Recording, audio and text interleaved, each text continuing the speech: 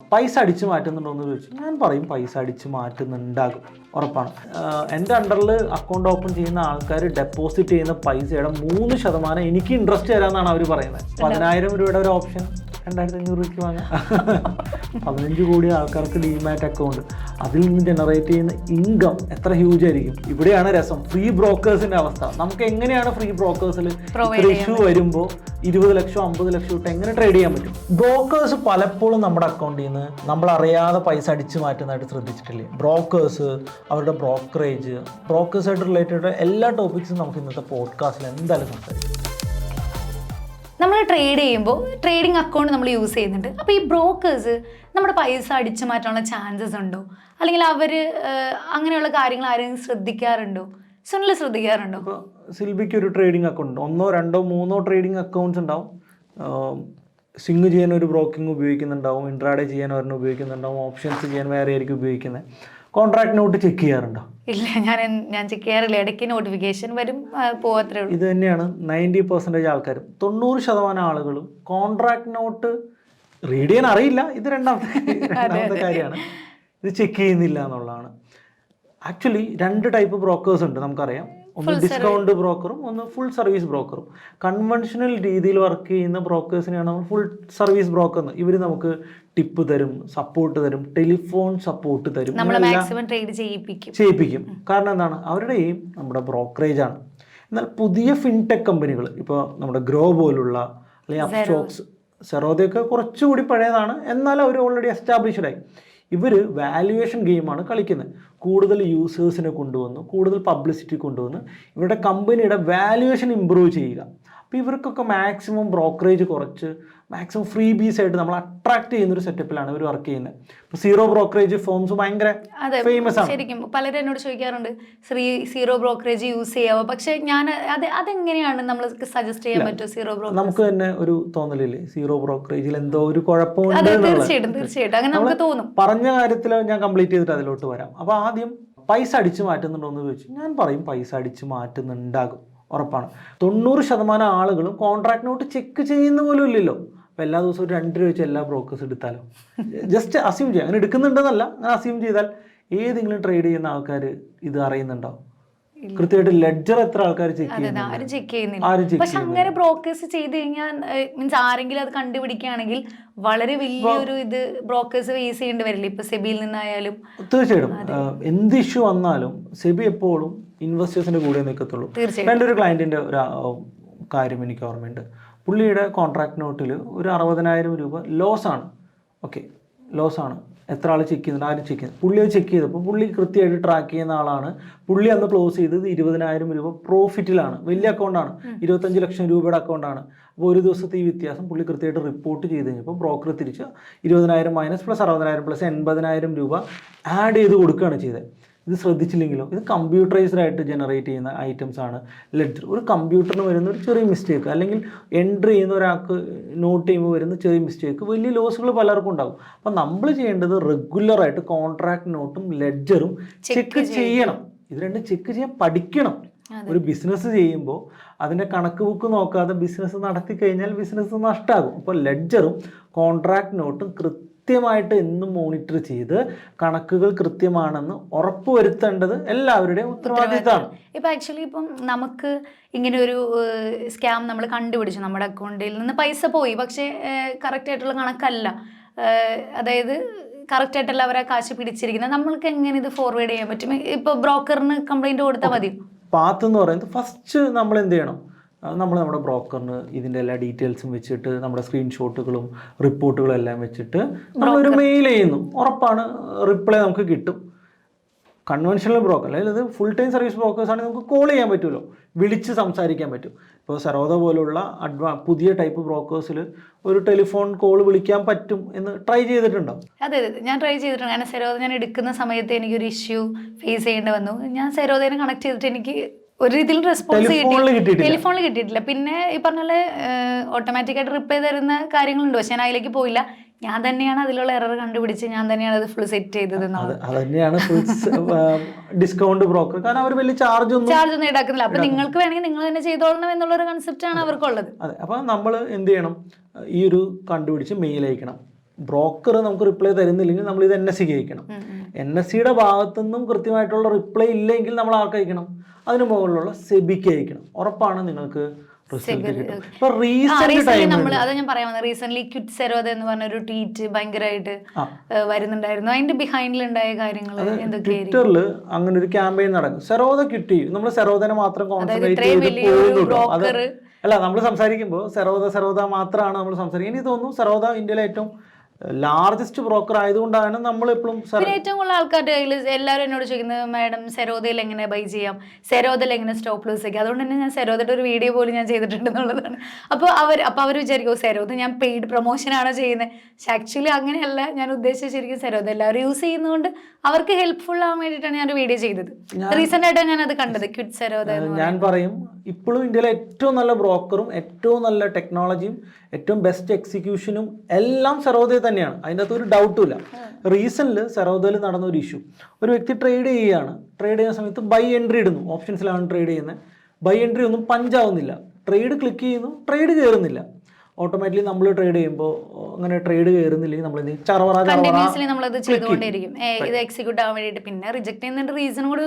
അല്ല, order reject ആവുന്നില്ല, ഇതും വരുന്നില്ല. ക്ലിക്ക് ചെയ്യുന്നു, ഓർഡർ പോകുന്നില്ല, റിജക്റ്റ് ആവുന്നില്ല, ഒന്നുമില്ല. അപ്പൊ നമ്മളിങ്ങനെ ചക്ക ക്ലിക്ക് ചെയ്യും. അങ്ങനെയുള്ള നമുക്ക് 5 മിനിറ്റ് നോക്കുമ്പോൾ ഈ ഓർഡറൊക്കെ എക്സിക്യൂട്ടഡ് ആണ്. അതായത് ബാക്ക് എൻഡിൽ ഈ ഓർഡർ നടക്കുന്നുണ്ടായിരുന്നു, ഫ്രണ്ട് എൻഡിൽ സോഫ്റ്റ്വെയർ ഇഷ്യൂ അല്ലെങ്കിൽ സെർവർ ഇഷ്യൂസ് നമുക്ക് കാണാൻ പറ്റുന്നില്ല. കുറച്ചു കഴിഞ്ഞ് നോക്കുമ്പോൾ അക്കൗണ്ടിൽ ഹ്യൂജ് ക്വാണ്ടിറ്റി ട്രേഡ്. നമ്മൾ എന്ത് ചെയ്യും? ഇത് എക്സിറ്റ് അടിക്കാൻ നോക്കുമ്പോൾ ഇത് എക്സിറ്റ് ആവണമില്ല.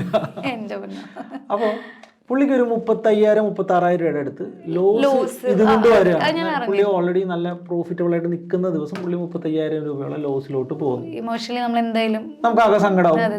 നമ്മൾ ഒറ്റയ്ക്ക് ഇരുന്ന് പുള്ളി എന്ത് ചെയ്തു? പുള്ളി വളരെ എഡ്യൂക്കേറ്റഡ് ആയിട്ടുള്ള വ്യക്തി ആയതുകൊണ്ട് തന്നെ അദ്ദേഹം സെറോദയ്ക്ക് നേരെ മെയിൽ അയക്കുന്നു. വലിയ കാര്യമായിട്ട് റിപ്ലൈയിൽ വീണ്ടും അയക്കുന്നു. സെറോദ റീഫണ്ട് കൊടുക്കാൻ പറ്റില്ല എന്ന് പറയുന്നു. 35,000 നേരെ NSEക്ക് അയക്കുന്നു. NSE വലിയ കാര്യമായിട്ട് റിപ്ലൈ ഒന്നും ചെയ്യുന്നില്ല. പുള്ളി നേരെ സെബിക്ക് അയക്കുന്നു. സെബി നേരെ എല്ലാവരെയും വിളിച്ചിട്ട് NSEനെ, സെറോദനെ, ഈ ക്ലയൻറ്റിനെ, സെബിയുടെ ആൾക്കാർ ഇവരെല്ലാവരും ഇരുന്നിട്ട് മീറ്റിംഗ് ഇരിക്കുന്നു. ഇദ്ദേഹത്തിന് ആ മീറ്റിങ്ങിൽ ഫുൾ 100% റീഫണ്ട് സെറോദ കൊടുക്കണമെന്ന് കട്ടായം പറയുന്നു. സെബി അംഗീകരിക്കുന്നു, സെറോദ അംഗീകരിക്കുന്നു. മീറ്റിംഗ് കഴിയുന്നു. നെക്സ്റ്റ് ഡേ ഇദ്ദേഹം ഈ മീറ്റിംഗ് നേരെ സ്ക്രീൻ റെക്കോർഡ് എടുത്തിട്ടുണ്ടായിരുന്നു, റെക്കോർഡിംഗ് ഉണ്ടായിരുന്നു. ഇത് നേരെ ട്വിറ്ററിൽ കൊണ്ടുപോയി പോസ്റ്റ് ചെയ്യുന്നു.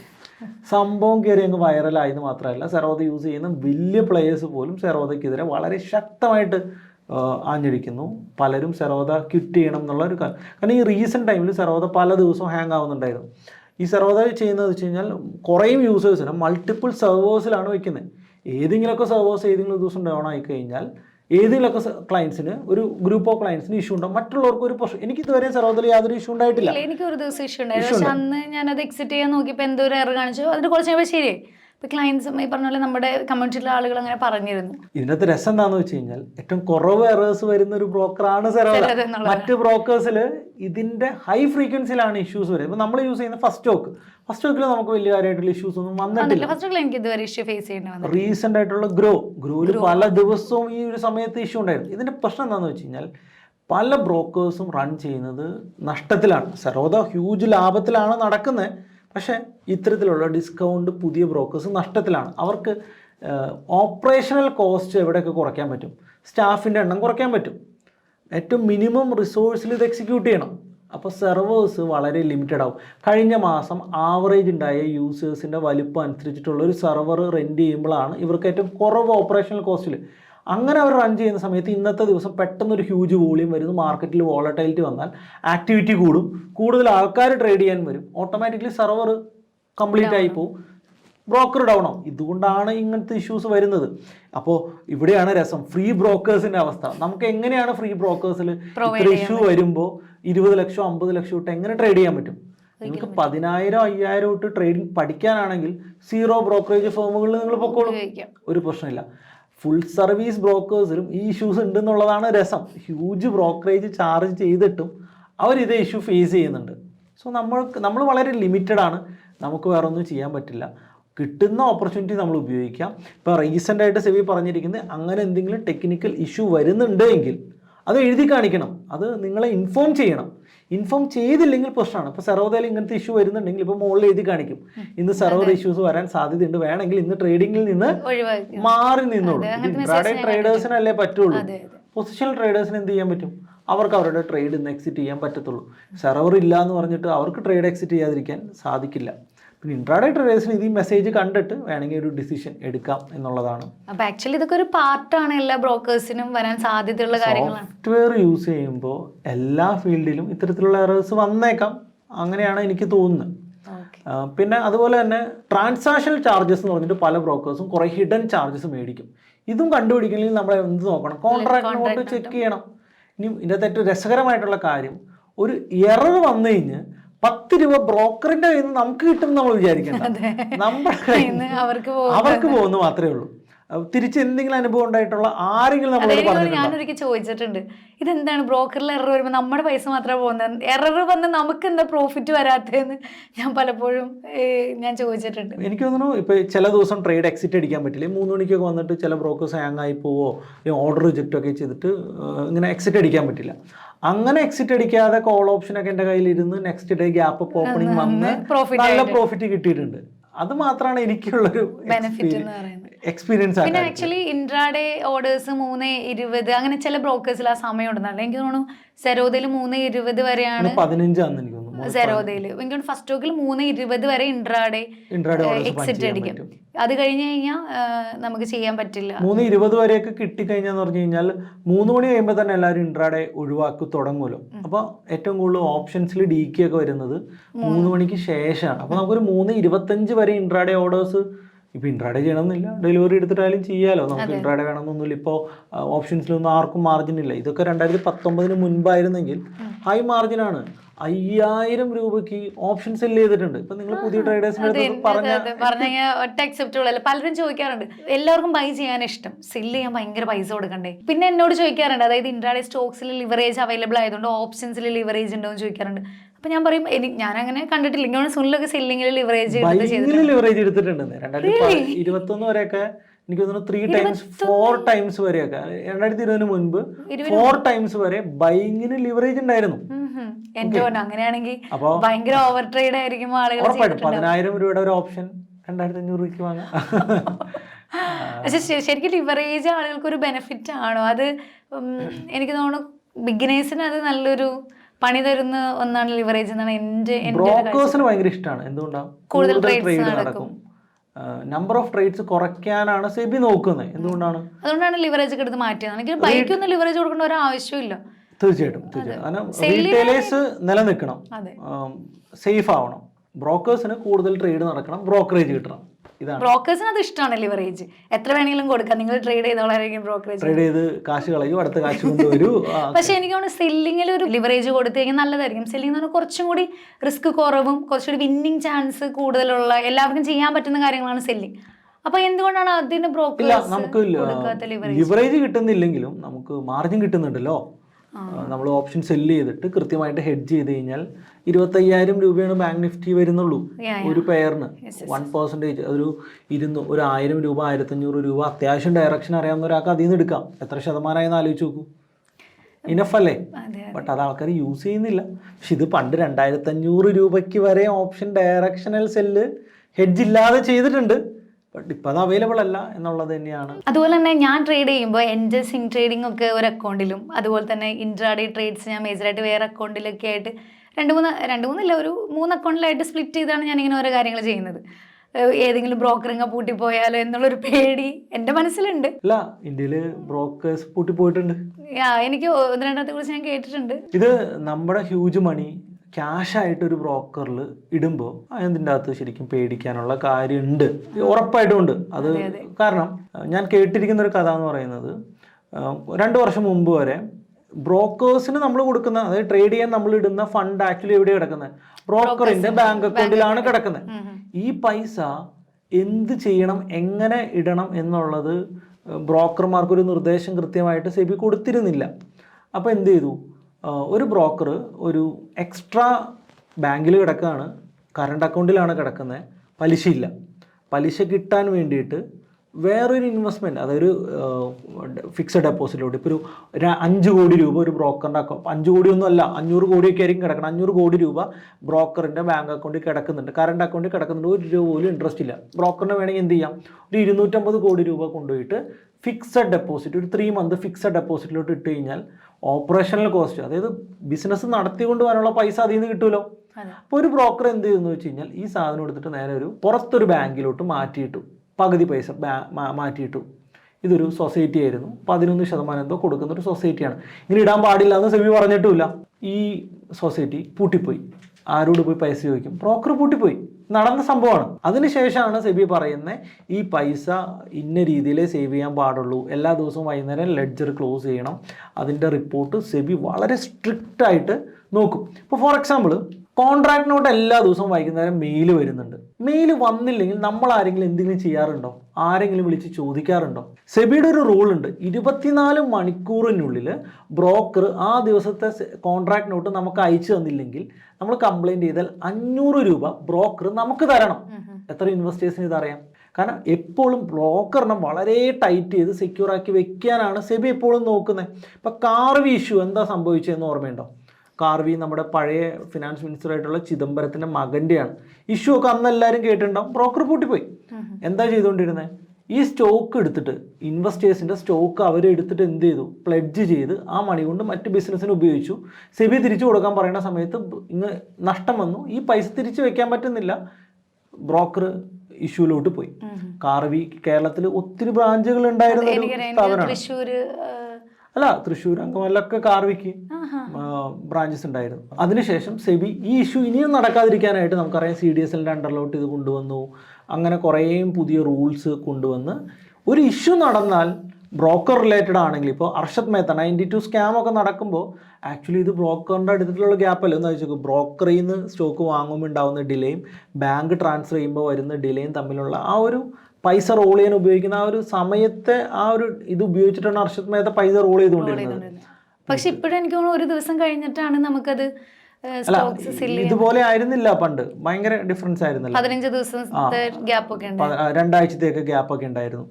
അപ്പം ഇങ്ങനത്തെ ഒരു ഇഷ്യൂ നടക്കുമ്പോൾ സെബി ഇടപെട്ടുകൊണ്ട് ബ്രോക്കേഴ്സിന് ഇനിയൊരു അവസരം കൊടുക്കാതെ, അല്ലെങ്കിൽ ഈ ഇഷ്യൂ വീണ്ടും വരാതെ നോക്കുന്നുണ്ട്. നേരത്തെ സംസാരിച്ച് T1. അപ്പോൾ അത് ഇമ്പോർട്ടൻ്റ് ആയിട്ടുള്ള കാര്യം. പുതിയ ഈ മാസം കൂടി ഉള്ളൂ. അത് കഴിഞ്ഞാൽ എനിക്ക് തോന്നുന്നു, അതായത് ഇപ്പൊ കറന്റ് ഒരു ദിവസം കഴിഞ്ഞ ശേഷം മാത്രമേ നമുക്ക് ഡെലിവറി ഓർഡറിൽ എടുത്ത് സ്റ്റോക്ക് വിൽക്കാൻ പറ്റുള്ളൂ. അടുത്ത ഫിനാൻഷ്യൽ ഇയർ മുതൽ ബൈ ടുഡേ സെൽ ടുമാറോ എന്ന് പറയുന്ന BTST ട്രേഡ്സ് വരുന്നുണ്ടെന്നല്ല. BTST ട്രേഡ് എന്നല്ല, ഇനി അങ്ങനെ കൺസെപ്റ്റ് ഒന്നുമില്ല. ഇന്ന് മേടിച്ച് ഇന്ന് വിൽക്കാം, ഇന്ന് മേടിച്ച് നാളെ വിൽക്കാം, ഇന്ന് മേടിച്ച് എന്ന് വേണമെങ്കിലും ഹോൾഡ് ചെയ്യാം. പക്ഷെ ഇപ്പോഴും അങ്ങനെ ചെയ്യുന്ന ആളുകളുണ്ട്. അത് പെനാൽറ്റി ആവുന്നൊക്കെ 1-2 പേര് നമ്മളടുത്ത് ചോദിക്കുന്നത്. ലിക്വിഡിറ്റി കുറവുള്ള സ്റ്റോക്സിൽ ചിലപ്പോൾ സെറ്റിൽമെന്റ് കഴിയണം എന്നില്ലല്ലോ. ഹൈ ലിക്വിഡിറ്റി ഉള്ള സ്റ്റോക്കിൽ കൃത്യമാണ് ചിലപ്പോൾ സെറ്റിൽമെന്റ്. എനിക്ക് തോന്നുന്നു ഈ ഒരു പോഡ്കാസ്റ്റിൽ ഏറ്റവും കൂടുതൽ ഇൻഫർമേഷൻ സുനിലാണ് പറഞ്ഞത്. കാരണം ഇത്രയും ഇയർ ആയിട്ട് ഞാൻ ഈ ഒരു ഫീൽഡിൽ ഉണ്ടായിട്ട് പോലും എനിക്ക് പോലും പല കാര്യങ്ങളും ഇപ്പോഴാണ് കുറച്ചുകൂടി കത്തിയെന്ന് തോന്നുന്നു. നമ്മളതിനെ കുറിച്ച് ചിന്തിക്കുന്നില്ലല്ലോ. നമ്മളെന്താ ട്രേഡ് ചെയ്യുന്നു, പ്രോഫിറ്റ് എടുക്കുന്നു, പ്രോഫിറ്റ് വിഡ്രോ ചെയ്യുന്നു. ആ ഒരു കാര്യത്തിലാണ് നമ്മൾ ഏറ്റവും കൂടുതൽ കോൺസെൻട്രേറ്റ് ചെയ്തിരിക്കുന്നത്. ഇസോണിൽ പറഞ്ഞാൽ നമ്മളൊരു ബിസിനസ് ചെയ്യുമ്പോൾ അതിൻ്റെ കണക്ക് പരിശോധിച്ചാൽ മാത്രമാണ് അതിൽ പ്രോഫിറ്റ് ആണോ ലോസ് ആണോ നമുക്ക് കിട്ടുന്നത് എന്ന് കറക്റ്റായിട്ട് അറിയാൻ പറ്റുള്ളൂ. പിന്നെ ഞാൻ എപ്പോഴും ചെയ്യുന്നത് വെച്ചെങ്കിൽ നമുക്ക് ചെറിയൊരു ബ്രോക്കറേജ് പിടിക്കുമെന്നുള്ളൊരു കൺസെപ്റ്റിൽ ഞാൻ ഈ പറഞ്ഞ പോലെ ഇൻട്രാഡേ ഓപ്ഷൻ ചെയ്യുമ്പോൾ നമുക്ക് കിട്ടിയ ഫുൾ പ്രോഫിറ്റ് വിഡ്രോ ചെയ്യാതെ കുറച്ച് എമൗണ്ട് ബ്രോക്കറേജ് എന്നുള്ള രീതിയിൽ ഞാനത് മാറ്റിയിട്ടാണ് ബാക്കി എമൗണ്ടാണ് ഞാൻ ട്രാൻസ്ഫർ ചെയ്യുന്നത്. നമ്മൾ കണക്ക് നോക്കണം, ഇല്ലെങ്കിൽ എല്ലാ ദിവസവും നോക്കണം. 24 അവേഴ്സിനുള്ളിൽ കോൺട്രാക്ട് നോട്ട് വന്നു എന്ന് ഉറപ്പാക്കണം. ലെഡ്ജർ വന്നു നോക്കണം. നമ്മുടെ കോൺട്രാക്ട് നോട്ടിൽ പറയുന്ന പൈസ ലെഡ്ജറിൽ തിരിച്ച് ആഡായോ എന്ന് നോക്കണം. വേറെ പൈസ ഒന്നും പിടിച്ചിട്ടില്ല എന്ന് ഉറപ്പ് വരുത്തണം. പിന്നെ ഏറ്റവും വലിയൊരു കാര്യം എന്ന് പറയുന്നത്, നമുക്ക് എനിക്ക് വന്നൊരു ക്വസ്റ്റ്യൻ ആണ്. അതായത് നമുക്ക് പ്രോഫിറ്റ് കണ്ടു. അപ്പോൾ അവർ ചോദിച്ചു, പ്രോഫിറ്റ് എനിക്ക് ഇന്ന് പ്രോഫിറ്റ് ആണ്, എൻ്റെ അക്കൗണ്ടിൽ പ്രോഫിറ്റ് ക്രെഡിറ്റ് വന്നിട്ടില്ല, ഡിമാറ്റ് അക്കൗണ്ടിൽ ഫണ്ട്സിൽ കാണിക്കുന്നില്ല എന്ന് പറയണം. അപ്പോൾ ഞാൻ പറഞ്ഞു, അത് ഇന്ന് കാണിക്കില്ല, അത് നാളെ രാവിലെയാണ് ആഡ് ആവുള്ളൂ പറയണം. അപ്പോൾ അദ്ദേഹം എന്നോട് ചോദിച്ചു, പക്ഷെ ലോസ് അങ്ങനെയല്ലല്ലോ, ലോസ് വന്നു കഴിഞ്ഞാൽ അന്ന് തന്നെ നമ്മൾ ഇതെടുത്തുകൊണ്ട് പോകുമല്ലോ എന്നോട് ചോദിച്ചു. അപ്പോഴാണ് ഞാൻ ചോദിക്കുന്നത്, അത് ശരിയാണല്ലോ, അതെന്തുകൊണ്ട്? അതെന്താണെന്ന് വെച്ച് കഴിഞ്ഞാൽ ഒന്ന് ആലോചിച്ച് നോക്കൂ. ലോസ് വന്നു കഴിഞ്ഞാൽ പൈസ ബ്രോക്കർ വെച്ച് കൊടുക്കണ്ടേ? പൈസ വിഡ്രോയിൽ എടുത്തിട്ട് പോയി കഴിഞ്ഞാൽ ബ്രോക്കർ അവിടെ നിന്ന് വെച്ച് കൊടുക്കും. അതെ, അങ്ങനെയാണെങ്കിൽ അവർക്ക് പ്രോഫിറ്റ് അങ്ങനെ തന്നെ കൊടുത്തൂടെ? ബ്രോക്കറിന് പൈസ കിട്ടണ്ടേ? ഓ യെസ്. ബ്രോക്കർ കയ്യിൽ നിന്ന് എടുത്തല്ലല്ലോ പ്രോഫിറ്റ് തരുന്നത്, ബ്രോക്കറിന് അവിടെ നിന്ന് കിട്ടണം. അവിടെ നിന്ന് കിട്ടി, ആ സെറ്റിൽമെന്റ് കഴിഞ്ഞ് സെറ്റിൽമെന്റ് ആയി കണക്ക് അതിന് ശേഷമാണ് ഫണ്ട് ആഡ് ചെയ്യാൻ പറ്റുക. നഷ്ടം എന്താണ്? ബ്രോക്കറിന് അടുത്ത ദിവസം വെച്ച് അല്ലെങ്കിൽ അന്നത്തെ ക്ലോസിംഗിൽ വെച്ച് കൊടുത്താൽ മതി.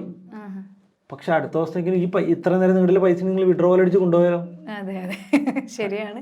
ആ ഒരു കൺസെപ്റ്റാണ്. നമ്മൾ ഈ ബ്രോക്കിംഗ് ഹൗസുകളെല്ലാം വളരെ കഷ്ടത്തിലാണ് ഓടുന്നത്. നമ്മൾ ഈ സെറോദയ്ക്ക് 2000 കോടി അല്ലെങ്കിൽ 5000 കോടി ലാഭം ഉണ്ടെന്ന് പറയുന്നത് പോലെയല്ല മറ്റ് ബ്രോക്കിങ്ങിൻ്റെ അവസ്ഥ. വളരെ പരിതാപകരമാണ് പലതും. ഇപ്പോൾ അപ്സ്റ്റോക്സ്, ഗ്രോ, ഇതൊക്കെ ഇന്ത്യയിലെ ഏറ്റവും ഗ്രോയിങ് ഫിൻടെക് കമ്പനികളാണ്. ഇവർക്കൊക്കെ വലിയ ഇൻവെസ്റ്റ്മെൻറ്റ്സ് കിട്ടിയിട്ടുണ്ട്. എന്നാൽ നമ്മുടെ നോർമൽ ബ്രോക്കേഴ്സ് പലരും സ്ട്രഗിൾ ചെയ്യും, രണ്ടറ്റം കൂട്ടിമുട്ടിക്കാൻ കഷ്ടപ്പെടുന്നുണ്ടെന്നാണ് എനിക്ക് പേഴ്സണലി ഉള്ള ഇൻഫർമേഷൻസ്. പക്ഷെ എനിക്ക് തോന്നുന്നു ബ്രോക്കേഴ്സ് ഇന്ത്യയിൽ ഒരുപാട്, ഇപ്പോൾ ഈ പറഞ്ഞ പോലെ ഡിസ്കൗണ്ട് ബ്രോക്കേഴ്സ് ആണെങ്കിൽ തന്നെ എത്ര ഡിസ്കൗണ്ട് ബ്രോക്കേഴ്സ് നമ്മൾ യൂസ് ചെയ്യുന്നുണ്ട്. എന്തോരം ആളുകളുടെ തന്നെ എത്ര ബ്രോക്കേഴ്സ് അവൈലബിൾ ആയിരിക്കും, എത്ര ട്രേഡിംഗ് അക്കൗണ്ട്സ് അവൈലബിൾ ആണ്. 10 വർഷം മുമ്പ് ഇൻട്രാഡേയുടെ ചാർജ് 0.03, 0.01 അങ്ങനെയായിരുന്നു. ഇപ്പോൾ ഇൻട്രാഡേയുടെ ചാർജ് പെർ ഓർഡർ 20 ആയി. അത് കഴിഞ്ഞിട്ടുള്ള ബ്രോക്കേഴ്സ് എന്താക്കി, ഇത് ഫ്രീ ആക്കി. ഒരു വർഷത്തേക്ക് 1000 രൂപ മാത്രം നോക്കിയാക്കി. ഇവരെങ്ങനെയാണ് എനിക്കറിയില്ല ഇതിൻ്റെ സർവേഴ്സൊക്കെ ഇവരെങ്ങനെ ചെയ്യും. ഇപ്പം എന്നെ ഈ സീറോ ബ്രോക്കറേജ് തരുന്ന ബ്രോക്കേഴ്സ് ഇൻഫ്ലുവൻസർ എന്നുള്ള രീതിയിൽ കണക്ട് ചെയ്തിട്ട് അവർ എനിക്ക് വെച്ച ഓഫർ, അതാണ് ഏറ്റവും രസകരമായിട്ടുള്ളൊരു കാര്യം. നിങ്ങളെല്ലാവരും എല്ലാവരും അറിയേണ്ട, ഈ പോഡ്കാസ്റ്റ് കേൾക്കുന്ന എല്ലാവരും അത് അറിയണം. അതായത് ഞാൻ എൻ്റെ അണ്ടറിൽ അക്കൗണ്ട് ഓപ്പൺ ചെയ്യുന്ന ആൾക്കാർ ഡെപ്പോസിറ്റ് ചെയ്യുന്ന പൈസയുടെ 3% എനിക്ക് ഇൻട്രസ്റ്റ് തരാമെന്നാണ് അവർ പറയുന്നത്. അപ്പോൾ ഞാൻ എനിക്കിൻ്റെ വർക്കിങ്ങിനെ കുറിച്ച് ആലോചിച്ചിട്ട് എനിക്ക് കിളി പോയി. ഒന്ന് ആലോചിച്ച് നോക്കൂ, 3% എനിക്ക് ഫിക്സ്ഡ് വരുമ്പോൾ അവർ ഈ പൈസ വേറെ എന്തൊക്കെയോ കാണിക്കുന്നുണ്ടെന്നല്ല എൻ്റെ അർത്ഥം. അല്ലാതെ അവർക്ക് തരാൻ പറ്റും. അപ്പോൾ നമ്മുടെ പൈസയ്ക്ക് എന്ത് സെക്യൂരിറ്റിയാണ് അവിടെ ഉള്ളത്? ആരാണ് സെബി മോണിറ്റർ ചെയ്യുന്നുണ്ടെന്ന് പറഞ്ഞു. ഒരു ഇഷ്യൂ വന്നു കഴിഞ്ഞാൽ സെബി എന്ത് ചെയ്യുന്നത്? നമ്മുടെ കാര്യങ്ങൾ സോൾവ് ചെയ്യണം എന്ന് നിർബന്ധമൊന്നുമില്ല. ഓക്കെ, ഇത് നീണ്ടുപോകും. ഇപ്പോൾ കാർവിയിലൊക്കെ സ്റ്റോക്കുകളൊക്കെ നഷ്ടപ്പെട്ട പലർക്കും ഫുൾ പൈസ തിരിച്ച് കിട്ടിയിട്ടില്ല. അവരിപ്പോഴും കേസൊക്കെ ആയിട്ട് നടക്കല്ലേ. ഒരു 5 കോടിക്ക് ട്രേഡ് ചെയ്യുന്ന ആളാണെങ്കിൽ 1 കോടി ഒരു അക്കൗണ്ടിൽ വെച്ച് അങ്ങനെ ഒരു 5 അക്കൗണ്ടിൽ വെച്ച് ട്രേഡ് ചെയ്യുന്നതായിരിക്കും ഏറ്റവും ബെസ്റ്റ്. ഈ സീറോ ബ്രോക്കറേജ് എന്നൊക്കെ പറഞ്ഞു കഴിഞ്ഞാൽ ശരിക്കും ചാടി കയറി അങ്ങനെയുള്ള ബ്രോക്കേഴ്സ് ഒന്നും ഉപയോഗിക്കാതിരിക്കുന്നത് തന്നെയാണ് നല്ലത്. കാരണം അവർക്ക് ഈ പറഞ്ഞാൽ ഇത്രയും എക്സ്പെൻസ് മീറ്റ് ചെയ്യാൻ പറ്റാത്തതുകൊണ്ട് നമുക്ക് നല്ല സർവീസ് തരാൻ ഒരിക്കലും അവർക്ക് സാധിക്കില്ല. എനിക്ക് തോന്നുന്നു നമുക്ക് ഈ SIP ഒക്കെ ചെയ്യാനായിട്ട് ഗ്രോ പോലെയുള്ള ആപ്ലിക്കേഷൻസ് യൂസ് ചെയ്യാം. സ്വിംഗ് ട്രേഡിങ് അല്ലെങ്കിൽ ഇൻട്രാഡേ ഒക്കെ ചെയ്യണമെങ്കിൽ സെറോദ, നമ്മൾ യൂസ് ചെയ്യുന്ന ഫസ്റ്റ് സ്റ്റോക്ക്, ഇതൊക്കെ നല്ല ബ്രോക്കേഴ്സാണ്. എനിക്ക് തോന്നുന്നു എന്നേക്കാൾ കൂടുതൽ ബ്രോക്കേഴ്സ് യൂസ് ചെയ്ത എക്സ്പീരിയൻസ് സുനിലിനുണ്ട്. ഞാൻ ആക്ച്വലി സെറോദയും ഫസ്റ്റ് സ്റ്റോക്കാണ് ഏറ്റവും നന്നായിട്ട് യൂസ് ചെയ്തിരിക്കുന്നത്. സെറോദ നല്ല യൂസർ ഫ്രണ്ട്ലി ആണ്, ഫസ്റ്റ് സ്റ്റോക്ക് ആയാലും നല്ല രീതിയിൽ നമുക്ക് ഉപയോഗിക്കാം. ഗ്രോ ഞാൻ അങ്ങനെ ചെയ്തിട്ടില്ല, പക്ഷേ കുറച്ചൊക്കെ എനിക്ക് ഗ്രോ അറിയാം. പിന്നെ ഒരുപാട് പേര് അപ്സ്റ്റോക്സ് യൂസ് ചെയ്യുന്നുണ്ട്. അപ്സ്റ്റോക്സ് 5 years യൂസ് ചെയ്യുന്നുണ്ട്. ഇതൊക്കെ കേരളത്തിലുള്ള ആളുകളുടെ ഇടയിലുള്ള ഞാൻ ചോദിക്കട്ടെ, ഇന്ത്യയിലെ ഏറ്റവും വലിയ ബ്രോക്കർ ഏതാ? തീർച്ചയായിട്ടും സെറോദയാണ്. അല്ല, ആക്ച്വലി അതിനകത്ത് തെറ്റുണ്ട്. സെറോദ അല്ല, ആക്ച്വലി മോട്ടിലാൽ ഒസ്വാളാണ് ഒരുവിധം വലിയ ബ്രോക്കർ. IAFലും ഭയങ്കര വലിയ ബ്രോക്കറാണ്. അത് അവർ കൂടുതൽ കസ്റ്റമേഴ്സ് ഉള്ളതുകൊണ്ടല്ല അവർ വലിയ ബ്രോക്കേഴ്സ് ആകുന്നത്. ഇവർക്ക് ബ്രോക്കിങ്ങിൻ്റെ കൂടെ തന്നെ മ്യൂച്വൽ ഫണ്ട് ഹൗസ് ഉണ്ട്, ഫണ്ട് ഹാൻഡ്ലിംഗ് സെറ്റപ്പ് ഉണ്ട്, PMS ഉണ്ട്, ഹെഡ്ജ് ഫണ്ടുകളുണ്ട്, അതർ അനാലിസിസ് ആയിട്ടുള്ള ടൂള് കാര്യങ്ങളെല്ലാം ഉണ്ട്. ഒരു ബ്രോക്കിംഗ് ഹൗസിന് ഇത്തരത്തിലുള്ള സബ് ബിസിനസ്സുകൾ കൂടി ചെയ്യുമ്പോഴാണ് അവർ ഗ്രോ ചെയ്ത് വരുന്നത്.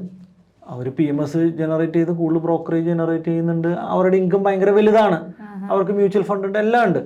സെറോദ പുതിയതായിട്ട് മ്യൂച്വൽ ഫണ്ട് സ്റ്റാർട്ട് ചെയ്തിട്ടുണ്ട്. ഞാൻ നിഖിൽ കമ്മത്തിന്റെ ഇൻസ്റ്റാ ഫോളോ ചെയ്യുന്ന ആളാണ്, ട്വിറ്റർ ഫോളോ ചെയ്യുന്നുണ്ട്. അപ്പോൾ അതിൽ നിന്നാണ് ഞാൻ കാണുന്നത്. ഞാൻ സെറോദയുടെ ഇൻഡെക്സ് ഫണ്ട് ഞാൻ എടുത്തു. ശരിക്കും ഏറ്റവും കൂടുതൽ പെർഫെക്റ്റ് സെറോദയുടെ ഒക്കെ ആനുവൽ ഇൻകം കണ്ടിട്ട് എനിക്ക് തോന്നുന്നു റീസെന്റ് ആയിട്ട് 1685 കോടി രൂപയാണ് അവരുടെ. നമ്പറിൽ എന്തോ ഒരു വ്യത്യാസം ഉണ്ടെന്ന് തോന്നുന്നു, എനിക്ക് ഓർമ്മയില്ല. മോർ ദാൻ 5000 ക്വാർട്ടർ ആയിരിക്കും ഉദ്ദേശിക്കുന്നത്. 6000 or 5000 ഈ ക്വാർട്ടർ ആണെന്ന് എനിക്ക് തോന്നുന്നു. ഹ്യൂജ് പ്രോഫിറ്റബിൾ ആണ്. കാരണം ഒരു ബ്രോക്കിംഗ് തുടങ്ങി ഒരു 10 കൊല്ലം കൊണ്ട് ഒരു കമ്പനിയാണത്. 13 വർഷമായിട്ടുള്ളൂ. 13 വർഷം വേറെ ഏത് ബിസിനസ് ചെയ്ത് ഇന്ത്യയിൽ ഇങ്ങനെ ഒരു ലാഭം ഉണ്ടാക്കാൻ പറ്റും? എനിക്ക് തോന്നുന്നു ഫ്ലിപ്കാർട്ടും ആമസോണും ഇന്ത്യയിൽ നഷ്ടത്തിൽ ഓടുമ്പോഴാണ് ഇത്തരത്തിലുള്ള ബ്രോക്കിംഗ് ഹൗസുകൾ പ്രോഫിറ്റ്. അതുകൊണ്ട് തന്നെ വലിയ കോർപ്പറേറ്റ് ഭീമന്മാർ കണ്ണുവെച്ചിട്ടുണ്ട് ഇവിടെ ഇന്ത്യൻ ബ്രോക്കിംഗ് ഏരിയയിലോട്ട്. കാരണം 2% ഉണ്ടായിരുന്ന ഇന്ത്യൻ പോപ്പുലേഷൻ്റെ 6% ഇൻവെസ്റ്റേഴ്സ് എത്തിയിട്ടുണ്ട്. ഇതൊരു 12% എത്തുകയാണെങ്കിൽ എത്ര കോടിയാണെന്ന് കാൽക്കുലേറ്റ് ചെയ്യും. 6% 12% ആവുകയാണെങ്കിൽ ഇന്ത്യൻ പോപ്പുലേഷൻ 150 കോടിയാണ്. 150 കോടിയുടെ 10% എന്ന് പറഞ്ഞാൽ 15 കോടിയാണ്. 15 കോടി ആൾക്കാർക്ക് ഡിമാറ്റ് അക്കൗണ്ട്. അതിൽ നിന്ന് ജനറേറ്റ് ചെയ്യുന്ന ഇൻകം എത്ര ഹ്യൂജ് ആയിരിക്കും. അപ്പം അതുകൊണ്ട് തന്നെ ഈ ഫീൽഡിൽ അപ്സ്റ്റോക്സിൻ്റെ വലിയ ഫണ്ടേഴ്സ് വലിയ വലിയ കോർപ്പറേറ്റ് ഭീമന്മാരാണ്, ഗ്രോയിൽ വലിയ വലിയ കോർപ്പറേറ്റ് ഭീമന്മാർ ചെയ്യുന്നുണ്ട്. അപ്പോൾ ഈ ഇൻഡസ്ട്രി ചെറിയ പ്ലേയേഴ്സ് എല്ലാം ഔട്ടാവും. മൊബൈൽ ഇൻഡസ്ട്രിയിൽ നിലനിന്നത് പോലെ ചെറിയ ഇൻഡസ്ട്രീസ് ചെറിയ ആൾക്കാരൊക്കെ ഔട്ടായിട്ട് വലിയ പ്ലേയേഴ്സ് മാത്രം നിലനിൽക്കും. അപ്പോൾ നമ്മൾ അങ്ങനെ കൂടി കാൽക്കുലേറ്റ് ചെയ്തിട്ട് നല്ല ബ്രോക്കേഴ്സിനെ ചൂസ് ചെയ്യുന്നതായിരിക്കും നല്ലത്. ബിഗിനേഴ്സ് പ്രത്യേകിച്ച് ഈ സീറോ ബ്രോക്കറേജിൻ്റെ പിന്നാലെ പോകുന്നത് കൊണ്ട് എനിക്കെന്തോ അതിപ്പോൾ അക്സെപ്റ്റ് ചെയ്യാൻ പറ്റിയിട്ടില്ല. ഞാൻ അക്കൗണ്ട് ഇപ്പോൾ എം സ്റ്റോക്ക് എന്നൊക്കെയാണ് അപ്പോൾ ഞാൻ അതിൻ്റെ അക്കൗണ്ട് ഓപ്പൺ ചെയ്ത് ട്രൈ ചെയ്തിട്ടുണ്ട്. പലരും ട്രേഡ് ചെയ്യുമ്പോൾ പല ദിവസവും ഒരു സ്പീഡില്ല, അങ്ങനെയുള്ള പ്രശ്നങ്ങളുണ്ട്. അപ്പോൾ നിങ്ങൾ ഏറ്റവും ചെറിയ ബ്രോക്കറേജ് ഉള്ള നോർമൽ ഡിസ്കൗണ്ട് ബ്രോക്കേഴ്സിനെ ചൂസ്. ഞാനെപ്പോഴും സ്ഥിരമായിട്ട് യൂസ് ചെയ്യുന്നതിൽ എന്നെ ഇങ്ങനെ സ്കെയിൽ ചെയ്യുന്ന ഒരാളാണ്. പുതിയ കാര്യങ്ങൾ അങ്ങനെ പുതിയ ബ്രോക്കേഴ്സിനെ തപ്പി ഞാൻ പോകാറില്ല. അത് കംഫർട്ട് സോണാണ് നമുക്ക്, അത് തന്നെ നല്ലത്. കാരണം നമ്മൾ ട്രേഡ് ചെയ്യുമ്പോൾ ഏറ്റവും കംഫർട്ടബിൾ ആയിട്ട് എല്ലാ ഫീൽഡിലും അതിന് നല്ലതല്ല തോന്നുന്നല്ലേ. പുതിയ കാര്യങ്ങൾ അഡോപ്റ്റ് ചെയ്യുന്നതുകൊണ്ട് തെറ്റൊന്നുമില്ല, പക്ഷെ അത് ടെസ്റ്റ് ചെയ്ത് സക്സസ് ആണെങ്കിൽ മാത്രം പുതിയ നമ്മൾ എടുത്താൽ മതി എന്ന് തോന്നുന്നു. അപ്പോൾ ഉറപ്പാണ് ഈ അടുത്ത തവണ നമ്മൾ ഇത്തരത്തിലുള്ള നല്ല ടോപ്പിക്സ് എന്തിനെ കുറിച്ചിട്ടാണ് എന്നുള്ളത് നിങ്ങൾക്ക് അഭിപ്രായം ഉണ്ടെങ്കിൽ, അറിയാൻ ആഗ്രഹിക്കുന്ന ടോപ്പിക്കുകളെ കുറിച്ച് കമന്റ് ചെയ്യുകയാണെങ്കിൽ തീർച്ചയായിട്ടും നമുക്ക് നല്ല കാര്യങ്ങൾ ഡിസ്കസ് ചെയ്യാം. കാരണം പലർക്കും പല കാര്യങ്ങളെ കുറിച്ച് ഇപ്പോഴും അവ്യക്തതകളുണ്ട്. അപ്പോൾ അതൊക്കെ ഒന്ന് ക്ലിയർ ചെയ്യാനായിട്ട് നിങ്ങൾ കമന്റ് ചെയ്യുകയാണെങ്കിൽ ആ ടോപ്പിക്സ് നമുക്ക് ഇൻക്ലൂഡ് ചെയ്യാം. നമുക്ക് അഡ്വാൻസ്ഡ് ആയിട്ടുള്ള പ്രൈസ് ആക്ഷൻ സ്ട്രാറ്റജീസിനെ കുറിച്ചിട്ടോ അല്ലെങ്കിൽ ഫേക്ക് ബ്രേക്ക് ഔട്ടുകളെ കുറിച്ചിട്ടോ ഇൻസ്റ്റിറ്റ്യൂഷണൽ പ്രൈസ് ആക്ഷനെ കുറിച്ചിട്ടോ ആൽഗോ ട്രേഡിങ്ങിനെ കുറിച്ചിട്ടോ ഒക്കെ നമുക്ക് സംസാരിക്കാൻ സാധിക്കുന്നതാണ്. ഫോറക്സിന്റെ വീഡിയോക്കൊക്കെ ഭയങ്കര റെസ്പോൺസ് ആണ് നമുക്ക് കിട്ടിയത്. വീണ്ടും ഒരു പോഡ്കാസ്റ്റ് വീഡിയോയുമായി ഇനിയും കാണുന്നവരെ ഗുഡ് ബൈ.